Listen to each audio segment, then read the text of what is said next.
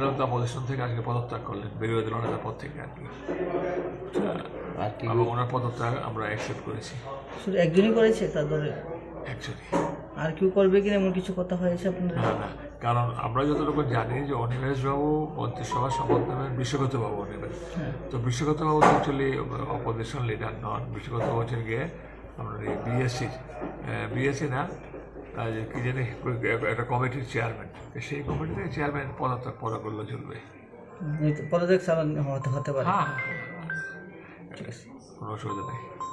Thank you. আমি 8:30টায় ত্রিপুরা বিধানসভার মাননীয় অধ্যক্ষের অফিসে যাব as a leader of opposition.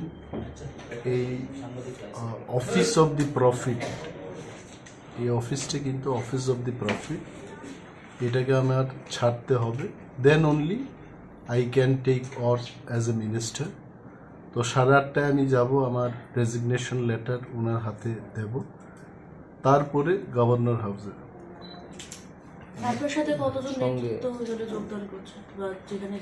আমার কাছে যা খবর, আরও একজন বিধায়ক আমাদের কৃষকেতু দেববর্মা, উনিও শপথ গ্রহণ করবেন আজকে।